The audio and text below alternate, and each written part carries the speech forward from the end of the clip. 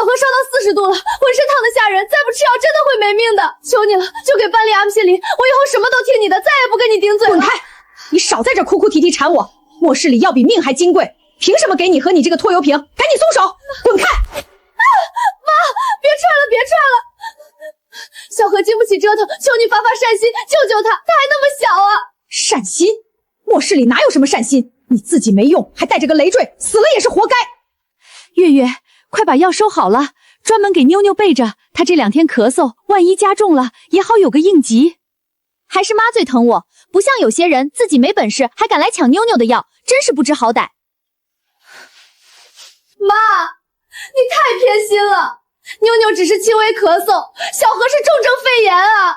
你以前总说最疼我，说我是你亲女儿，你怎么能这么对我们？怎么能眼睁睁看着小何死？疼你？沈念，你别做梦了，你根本不是沈家亲生的，就是当年妈生不出儿子，从乡下抱来的便宜货，就是个招娣的工具。不可能，你骗人！妈，你快说，他在骗人对不对？你快说！沈念，你就死了这条心吧！骗你！要不是为了落个好名声，我早把你扔出去了。你个外人也配跟我亲外孙抢药？拖出去！不要，妈求你了，再给小何一口药，再生还动手，我给你磕头，我什么都听你的，别把我们扔出去！妈，开门，求你开门！小何快不行了，再给他一口药！滚远点，再喊我就扔石头砸死你！好冷，肺里像灌了冰碴子，疼得喘不过气。小何，你一定要撑住！小何，醒醒，快醒醒，看看妈妈！对不起，妈妈没能护住你，是妈妈没用。别睡好不好？再陪妈妈一会儿。好冷，妈妈陪你一起。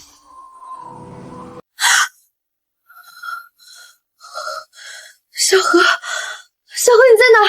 别吓妈妈！念念，念念，你发什么呆呢？刚醒就慌慌张张的，是不是做噩梦了？快看看妈给小何买的小棉袄，多喜庆啊！早市上跟人抢了半天才抢到，谁看了都得夸好看。妈，你什么时候买的这个？这衣服？妈眼光多好啊，才花了5块钱，虽然便宜，但穿着暖和。你婆婆看了都得夸我会过日子。2024年10月15日，超级寒冬降临的前1个月，我竟然重生了。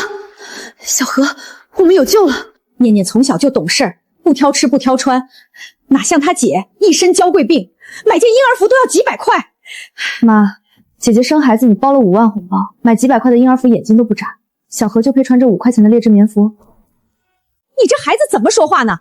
小孩子长得快，穿那么好纯属浪费。妈这是教你勤俭持家，你怎么还不懂事儿？勤俭持家，就是对亲孙女百般苛扣，对别人的孩子百般讨好。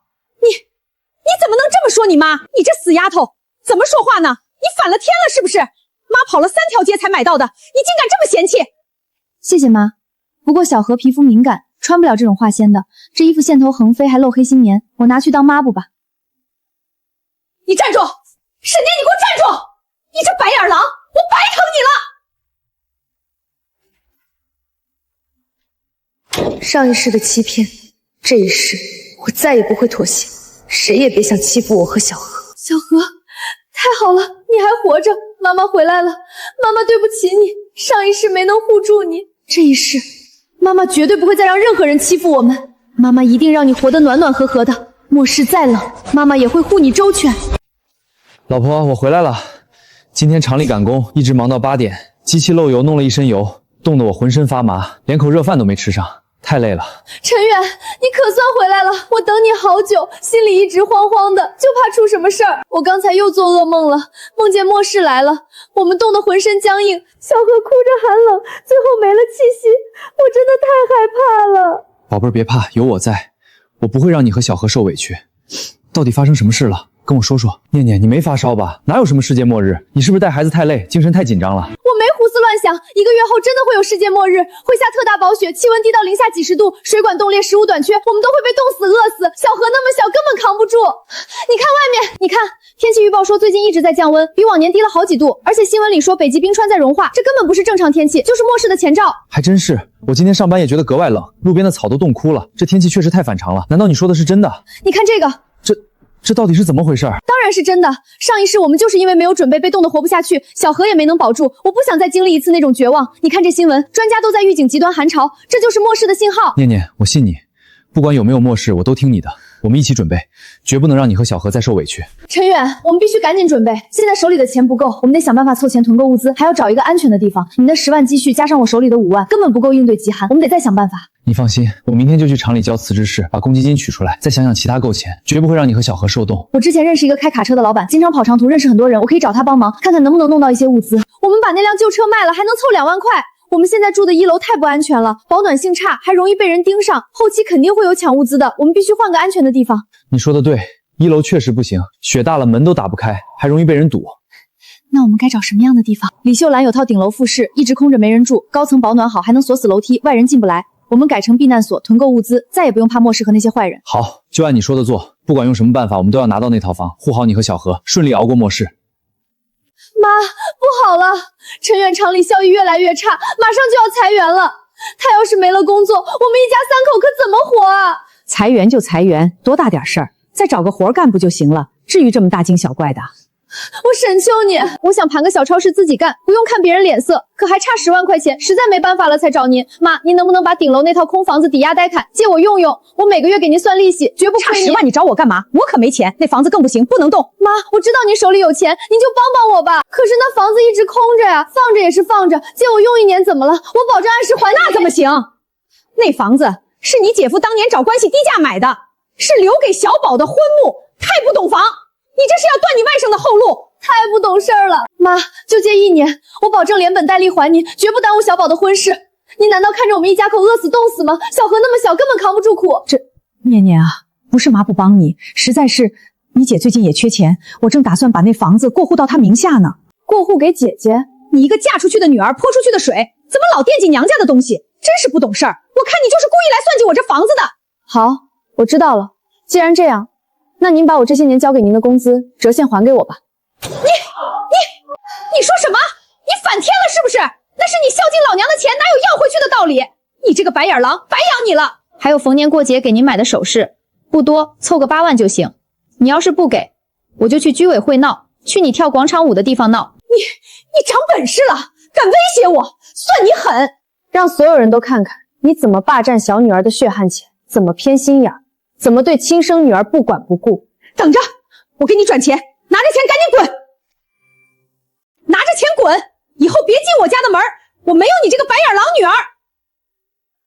这5万块买断了我们之间最后一次虚伪的亲情，从今往后你我之间再无瓜葛，各不相干。念念，你回来了，车已经卖了，公积金也顺利提出来了，加上我们之前的存款，现在一共有28万。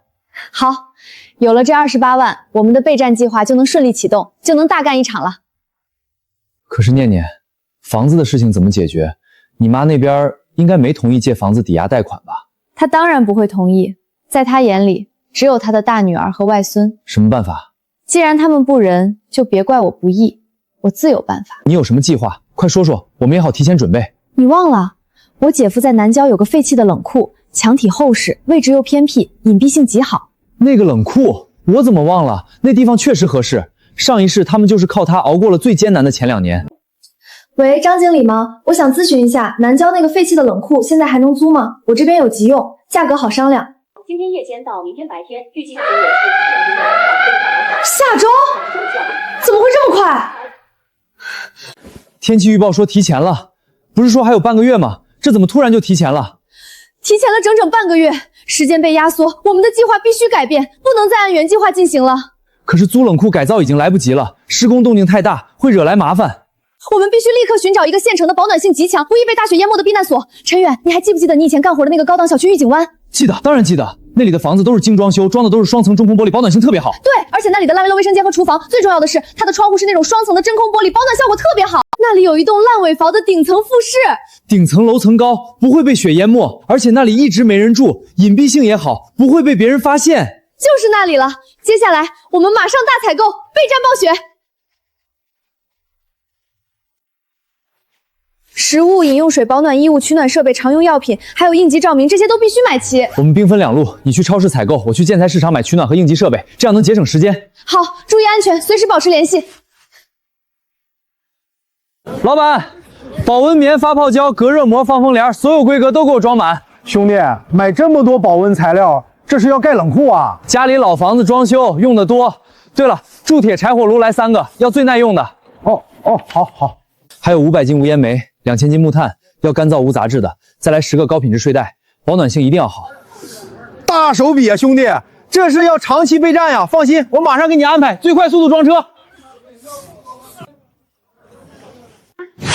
东北大米来1000斤，要真空包装的，防潮耐放；白面500斤，同样要真空的。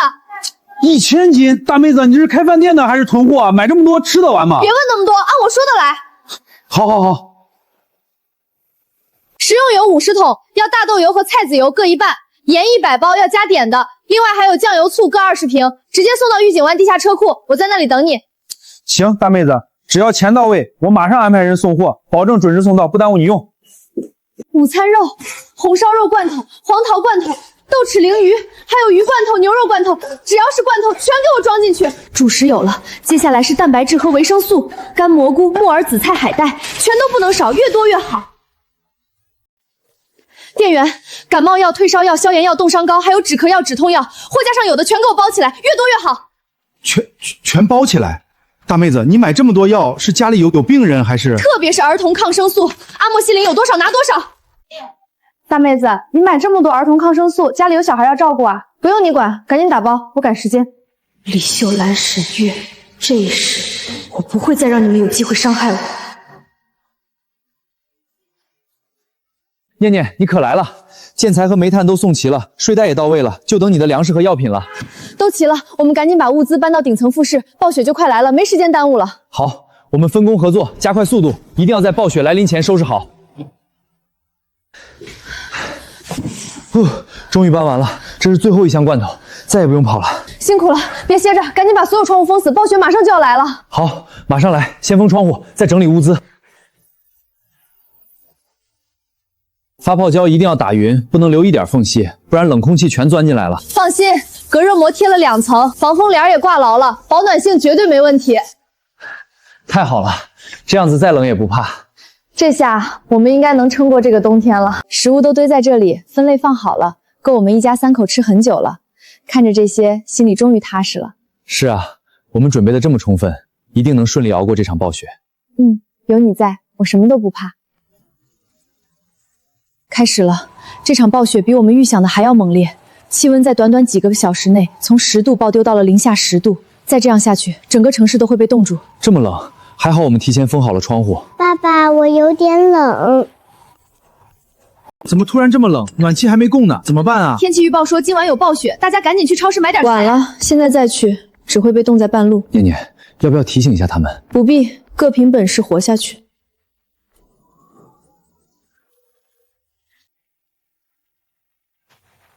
喂，沈念，你死哪儿去了？在家呢，怎么了？你姐家停电了，妞妞冻得直哭。你赶紧把那件厚棉袄给妞妞送来，路过超市再买2只老母鸡补补。外面下着这么大的雪，根本打不到车。打不到车，你不会走过来吗？才5公里。如果我不送呢？你要是不送来，以后就别认我这个妈。好啊。